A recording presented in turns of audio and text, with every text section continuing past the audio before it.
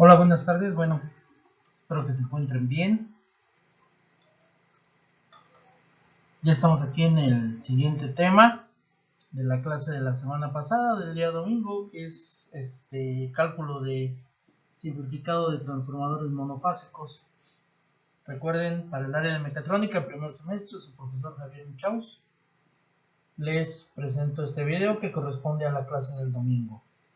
Sería muy bueno que este video lo pudieran ver antes del sábado para que los que no pudieron acompañarnos a la sesión del sábado y domingo tengan nociones de lo que vamos a hablar el próximo sábado y domingo, puesto que va a ser continuación de este mismo tema. Entonces sería bastante importante ver este video antes de llegar al sábado o al domingo.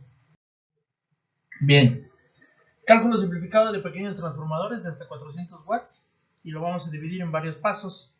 Importante recordar que la potencia útil del transformador será la que nos dicte la utilidad de estos cálculos. Para transformadores de mayor potencia, las fórmulas y consideraciones serán diferentes. Aunque las fórmulas son prácticamente las mismas, ya cuando hablamos de transformadores de otro tipo de transformadores de mayor potencia, se hacen otro tipo de consideraciones que, bueno, más adelante mencionaremos.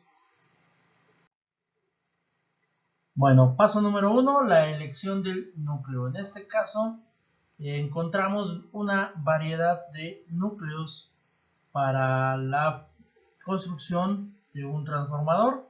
Tenemos desde los núcleos en E, que son los más comunes y que son los que más nos vamos a encontrar en este tipo de transformadores, pero también tenemos los de L y los de F, todos con una utilidad diferente o con una utilidad diversa, pero con el mismo objetivo. ¿Cuál es el objetivo? Bueno, concentrar el flujo magnético, es decir, la inducción, para permitir un movimiento más fácil en su interior, dependiendo del material con el que se fabrican estos núcleos. ¿Ok? Entonces, esa es la cuestión y la única diferencia. Nosotros, pues, casi por norma o casi por regla, nos vamos a estar encontrando mucho el laminado tipo E.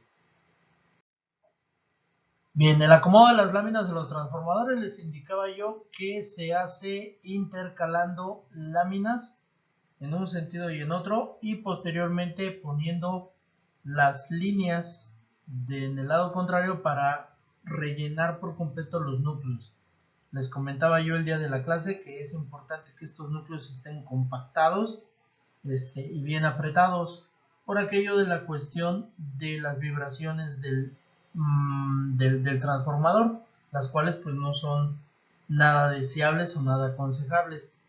Estos núcleos o este laminado, de la manera en la que se acomoda, tiene la función de compactarse y al final ponerse un aislante, ¿verdad?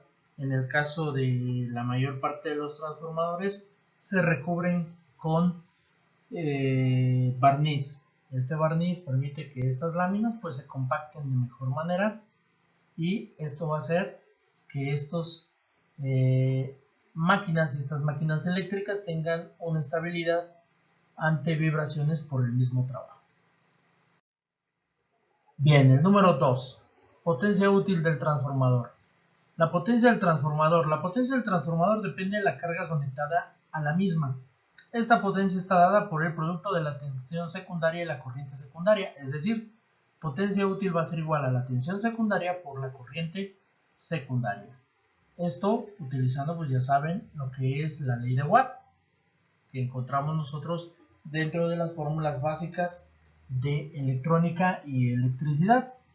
Ahora bien, la potencia útil del transformador nos dice o nos indica qué tanto, ¿verdad? Esta máquina, qué tanto va a poder mover, desplazar, cargar, qué tanto trabajo en sí va a poder hacer esta máquina, en este caso el transformador. Esa es la potencia útil.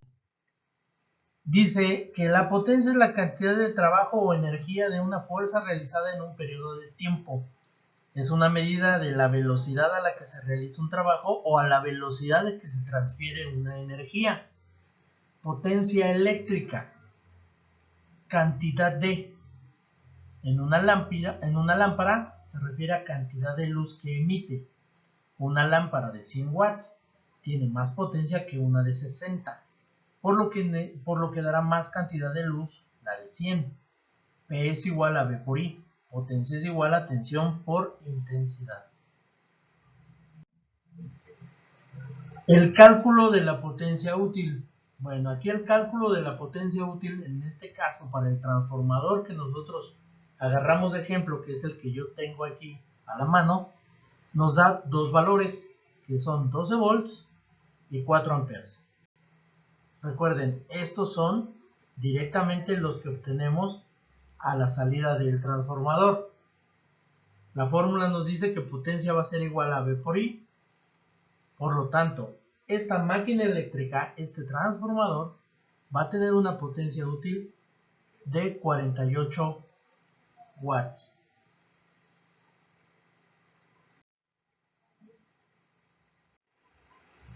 Bien, el siguiente paso es la sección del núcleo. La sección del núcleo de nuestro transformador viene dado en centímetros cuadrados.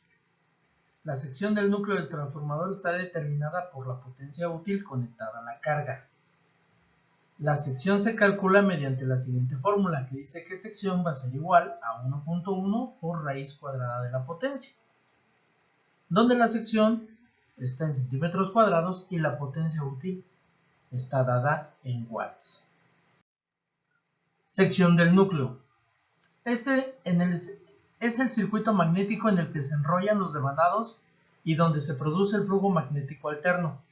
Hasta no hace mucho, todos los núcleos de los transformadores se componían de apilamientos de chapa de acero o laminaciones, sujetas firmemente entre sí. A veces, las laminaciones se recubrían con un barniz delgado, o se insertaba una hoja de papel aislante a intervalos regulares entre las laminaciones para reducir las pérdidas de corrientes parásitas. Un nuevo tipo de construcción del núcleo consta de una tira continua de acero de silicio que se enrolla apretadamente en una espiral alrededor de los devanados aislados y se sujeta firmemente mediante la soldadura por puntos en el extremo. Este tipo de construcción reduce el costo de fabricación y la pérdida de potencia del núcleo debido a las corrientes Foucault. Hablábamos el día de clase que había una serie de factores que hacían que los transformadores tuvieran pérdidas. Llamamos y mencionamos las corrientes parásitas y mencionamos estas corrientes Foucault. Y decíamos que dependiendo del núcleo, estas pérdidas podían ser muy altas o muy bajas y que por eso era una diferencia en cuanto a utilizar, ya fuera un núcleo de un tipo, ferrita, o uno de otro, en este caso de hierro laminado. ¿Sí? Entonces el núcleo es justamente donde vamos a poner alrededor de este nuestro devanado. Bien, ¿cómo calculamos nuestra sección del núcleo? Decimos que S va a ser igual a 1.1, que en este caso va a ser una constante, y la potencia es de 48. Si nosotros aplicamos la fórmula, nos indica que el núcleo va a tener una sección de 7.612 centímetros cuadrados. Lo que me dice entonces que el carrete donde yo voy a poner, o donde yo voy a hacer mis devanados, deberá de tener una dimensión de 2.5 por 2.5. Recuerden que como la sección está dada en centímetros cuadrados, al aplicarle la raíz cuadrada a esta cantidad, eliminamos los centímetros cuadrados y nos quedamos con centímetros. Y sería exactamente los centímetros que corresponden a cada uno de los lados de nuestro carrete, donde van a ir metidas nuestras láminas. Es decir, esta parte de aquí que se encuentra en el interior. Exactamente. Entonces, con esta cantidad nosotros también podemos saber un aproximado de cuántas láminas se va a llevar nuestro transformador o cuántas láminas consta nuestro transformador. Como paso número 4 está el número de espiras o vueltas. La bobina primaria recibe un voltaje alterno que hará circular por ella una corriente alterna. Esta corriente inducirá un flujo magnético en el núcleo de hierro. como el bobinado secundario está arrollado sobre el mismo núcleo, el flujo magnético circula a través de las espiras de este. Al haber un flujo magnético que atraviesa las espiras del secundario, se genera por el alambre del secundario del voltaje, esto por la ley de Faraday. En este bobinado secundario habrá una corriente si hay una carga conectada, por ejemplo una resistencia, una bombilla, un motor, etc. Dicho de otra manera, si nosotros vemos esta primera fórmula que vemos en la parte superior, vemos que me dice que número de vueltas en el primario y número de vueltas en el secundario van a tener una relación directa para la tensión tanto del primario como del secundario. Si nosotros necesitamos conocer uno de estos cuatro elementos, pues basta con aplicar una sencilla regla de 3 para obtener cualquier dato. En el caso de nosotros lo estamos haciendo mediante la potencia útil, por lo que vamos a utilizar esta fórmula. Número de vueltas del primario va a ser igual a V sobre F por S por B por 4.4 por 10 a la menos 8. Y vamos a explicar a qué se refiere cada uno de estos elementos. N es el número de espiras del bobinado, ya sea primario o secundario. F es la frecuencia de red domiciliaria en Hertz. Para México y América Latina y prácticamente todo el continente americano, hablamos de 60 Hz o 60 ciclos por segundo. B es la tensión del bobinado primario, si es que necesitamos conocer las bobinas del primario, pero si son las del secundario las que queremos saber, entonces aquí aplicamos la tensión del bobinado secundario. B es la inducción magnética en el núcleo elegido en Gauss. La inducción magnética decimos que es la máxima inducción que va a permitir el núcleo. Este valor en este tipo de transformadores varía entre los 4000 y los 12000 Gauss. Por lo que sacamos una media y vamos a utilizar 8000 Gauss si es que en los ejercicios o en los problemas no nos dan ese dato, ya que este dato prácticamente no es muy común que se nos dé cuando nosotros vamos o adquirimos o tenemos un transformador. Pero si vemos las características del transformador, seguramente ahí arrojará esta cantidad llamada inducción magnética o máxima inducción. S es la sección del núcleo en centímetros cuadrados. Para nosotros debemos de utilizar el por 10 a la menos 8 como una constante. Esto es para que todas nuestras variables estén en el sistema MKS, metros, kilos, segundos. Si el valor de la máxima inducción magnética no viniera en Gauss, viniera en Teslas, viniera en líneas o viniera en Webers, obviamente este por 10 a la menos 8 cambiaría dependiendo del sistema métrico. Lo mismo, la sección no vendría en centímetros cuadrados, vendría en pulgadas, ¿verdad? Dependiendo del sistema. Para nosotros, para el México, este tipo de transformadores utilizamos el por 10 a la menos 8 ya que vienen en Gauss. Utilizando esta fórmula nos quedó que nuestro primario debe de tener un total de 746.42 vueltas, mientras que el secundario solamente deberá de tener 74.642 vueltas. Esto es lógico si nosotros observamos que el voltaje del primario es de 120 volts, mientras que el del secundario es de 12. O sea, hay una variante de posición de un solo lugar en el punto, ¿verdad?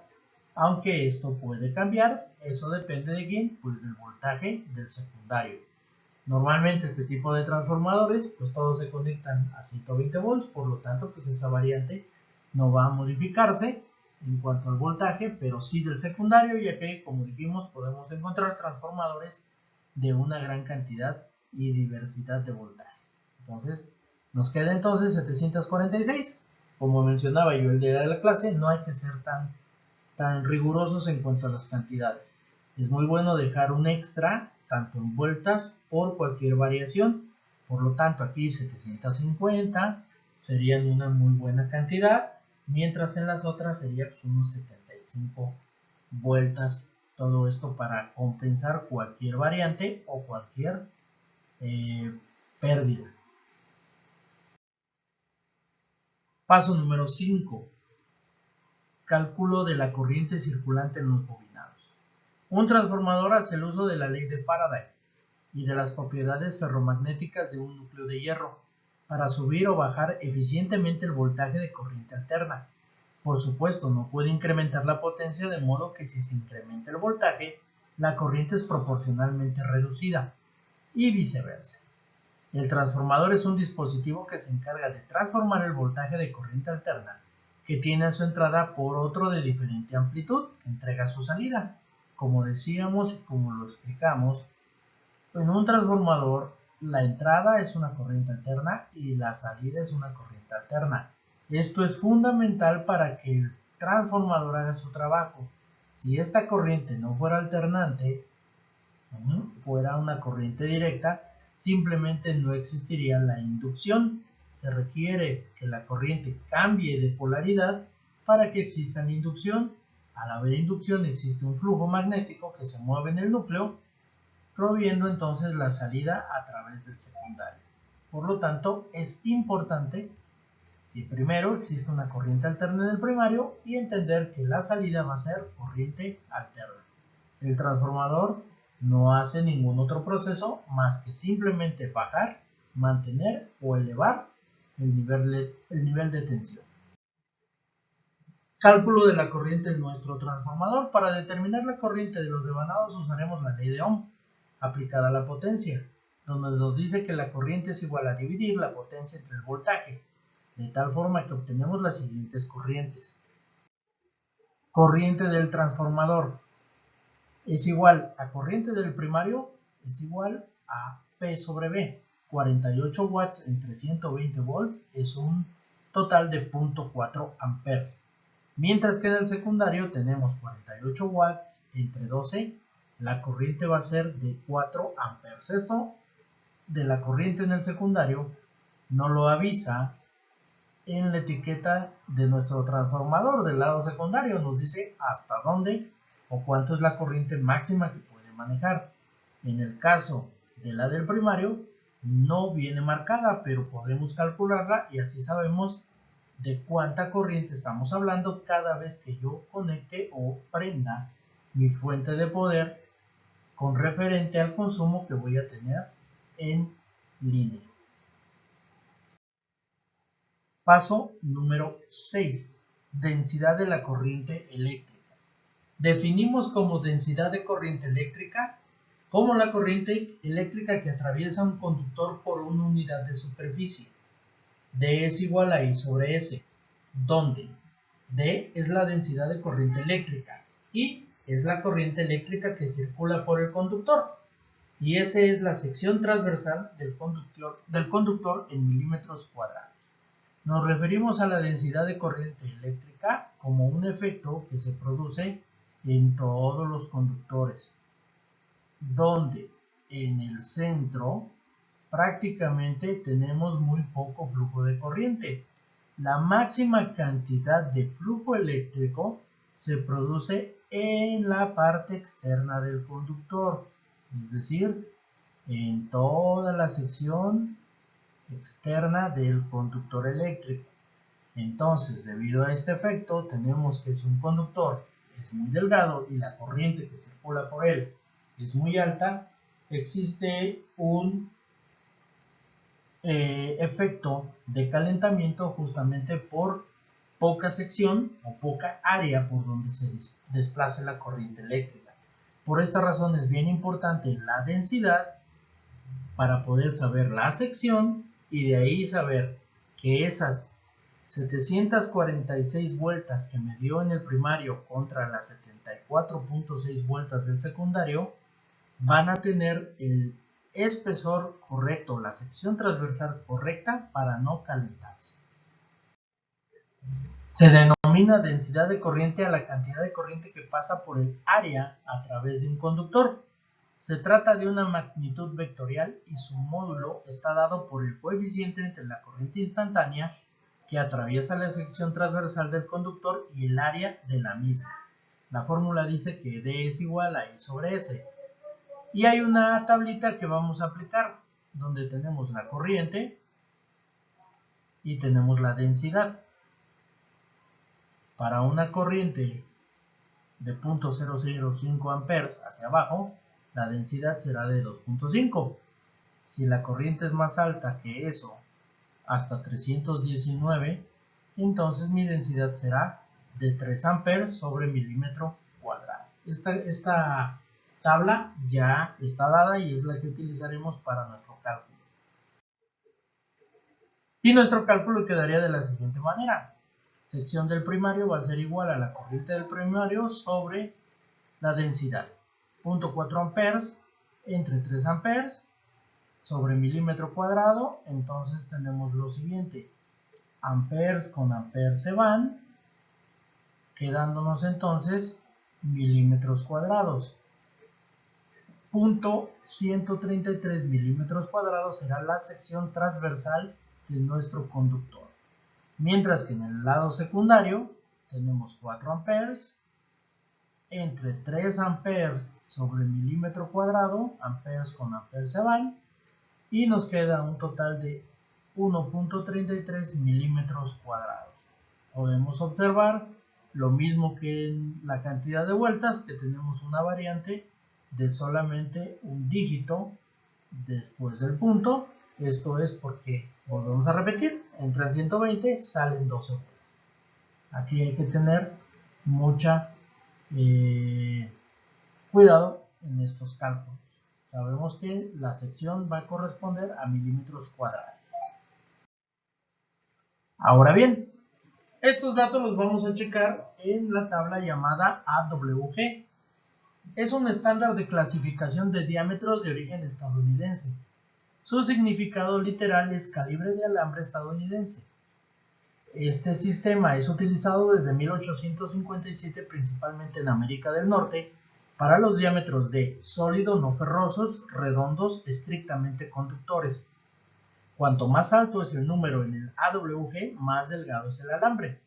El alambre de mayor grosor, AWG más bajo, es menos susceptible a las interferencias y posee menos resistencia interna, y por eso soporta un mayor flujo de circulación de corrientes a distancias más grandes.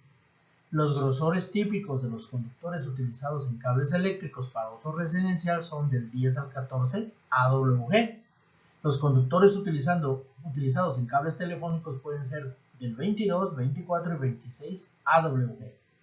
Los conductores utilizados para cable de aplicaciones de redes son del 24 y 26 AWG. Entonces, la AWG es una tabla donde nosotros vamos a verificar esos datos que nos arrojó la aplicación de nuestra fórmula. Podemos encontrar esa fórmula directamente en internet, así tal cual, AWG. Y verificando podemos observar que para el primario me va a pedir un calibre 25. ¿Por qué? Porque me decía que mi sección es de 0.133 milímetros cuadrados. Aquí está, 0.13. Pero como no me quedo muy pegado, ¿verdad? Al cálculo, me voy uno más arriba, que sería el de 0.16, lo cual me arroja un calibre 25. Por otro lado, 1.33 milímetros, aquí lo tengo, pero lo mismo, no me quedo tan pegado en el cálculo, me voy uno ligeramente arriba, por lo tanto utilizo un calibre 15. Esta tabla, como les digo, se las encargo que por favor la busquen en internet, la tengan ahí entre sus pendientes, debido a que vamos a seguir utilizándola, sobre todo para los ejercicios que se van a dejar de tarea. Muy bien, chicos, esto fue la clase del día sábado y domingo. A grandes rasgos, recuerden que la ventaja de estar presentes en la clase es que estos temas se explican de una forma más profunda y que tenemos la oportunidad de resolver dudas en el momento. De todas maneras, ya saben, a través de nuestro grupo de WhatsApp vamos a ir resolviendo cualquier duda, cualquier pregunta que ustedes tengan. Y bueno, para el próximo tema es el tema de rectificación, este sábado y domingo 8 de la noche. Espero por ahí contar con su presencia. Y pues me gustaría que este video lo viéramos antes del día sábado para tener en referencia los datos que ya obtuvimos, porque nos van a funcionar y nos van a servir para el siguiente paso, para el siguiente proceso, que es el proceso de rectificación.